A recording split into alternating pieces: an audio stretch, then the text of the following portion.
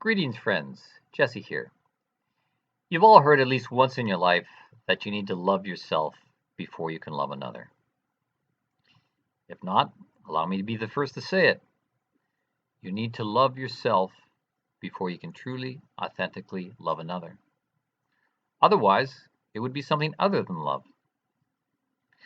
And allow me to ask the very personal question: do you love yourself?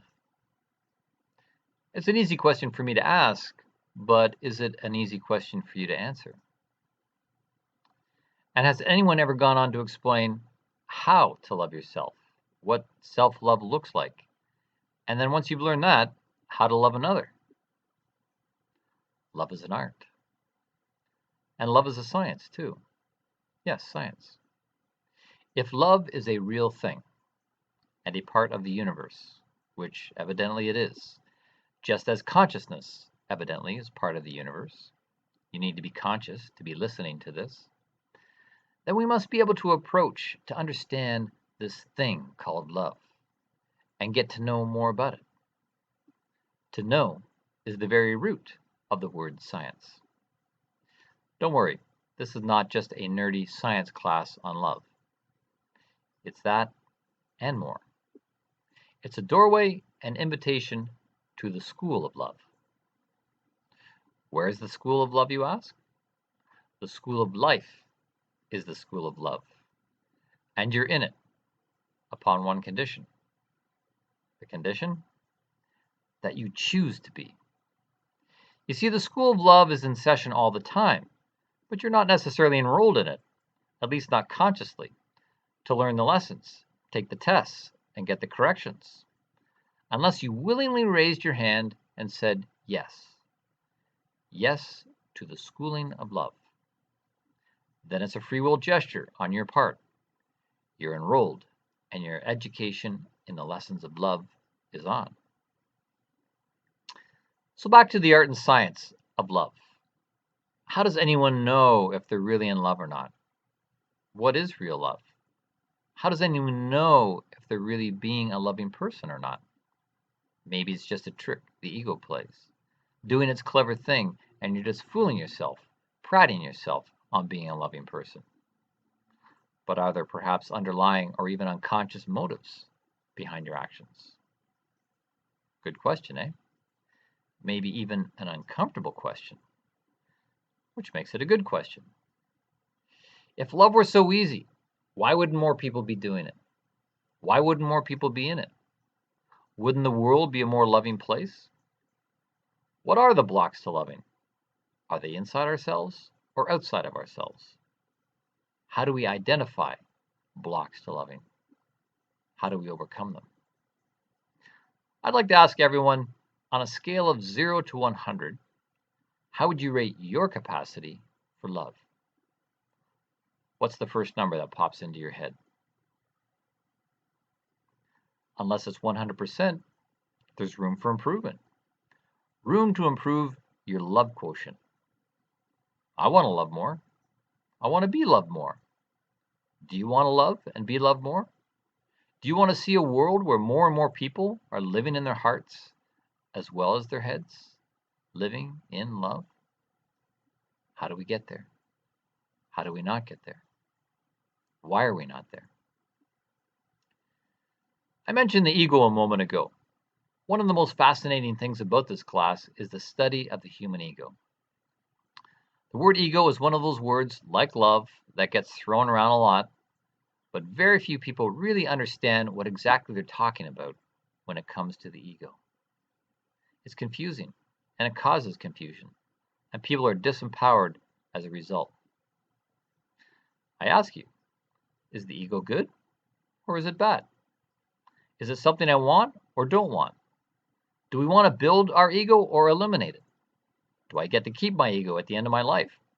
Or is it something that is going to dissolve into an ocean of nothingness, no longer to exist, never to be self-aware again? If that's the case, should I be working on dissolving it now? And what would that look like? What would I look like? So in this class, you get a clear understanding of what the ego is, what the word ego means, and the difference between that and egotism. Something else to get clear on is what was meant by ego in ancient spiritual teachings, some of which are still taught today, and whether they continue to apply on a modern path of personal development. And what did Freud mean when he used the word ego? As the father of modern psychology, his model of the id, ego, and superego still very much overshadows today's psychology. We need to understand its merits and limitations. There's a lot of information out there, and the landscape of life is rapidly changing for us all. More than ever, we need to know how to navigate, how to tune in with the inner compass, and how to keep the intelligence of the head and the heart congruent. In fact, our intelligence is threefold, to be found in the thinking, the feeling, and the will. I believe this is some of the most important instruction on earth at this time, which is why I've developed this program as a distillation of over 40 years of seeking, teaching, stumbling, and standing back up again. It's my love child I wish to share with you. You can read more about me on the schooloflove.buzz website. As a professional, I have a background in therapy, working with adults, as well as training as a Waldorf school teacher, working with children. Now I find where I need to work most is with the inner child in adults. Over the years of giving therapy to people, I referred to myself as the ego doctor, wanting to focus my attention on that level of the human being, the main thing that blocks the way to love. So, do you say yes to the School of Love? Is it your desire to learn to love bigger, better, deeper, profounder? And do you choose to take the initial step to learn to love yourself first? Bigger, better, deeper, profounder. As Oscar Wilde once said, to love oneself is the beginning of a lifelong romance. Oscar may have been working the wit, but I take this all very seriously. So allow me to introduce to you the 7-session program. If you participate in the live sessions as it's recorded, it's one evening a week. Then the recorded sessions are available to review without limit. Once you're enrolled, you can attend the online live sessions on camera or off camera, or dial in by phone, or watch the recordings later. New people can join at any time. Join in with the live sessions and catch up with the recorded ones, so you can invite friends to join even after the first class. In the weekly 2-hour sessions, there is a teaching in the first half, then after a mini break, a Q&A, heart sharings, love assignments, finishing with meditative music. All the details are on the website. You will also see on our website, this opens the door to other courses under the umbrella of Power for Conscious Living. We teach people to be empowered in a modern way and raising up leaders for the future. If you're unsure if the School of Love is for you, you can attend or view the first session for free. Just send us your email address and we'll send you the link. We want to make the School of Love as flexible and accessible as possible, so love can flow as freely as possible. Then anyone who wants to go deeper in their life can, because love leads us deeper into life. The class can be for the youngest, who is just starting out on the highway of love, feeling the first sparks of ignition, or for those who are older and may feel they've retired from love. When it comes to love, it's never too late to come out of retirement and into refirement. Where does love come from? Can we answer the question, where does love come from? Where does it come from in us? Is it in some particular body part?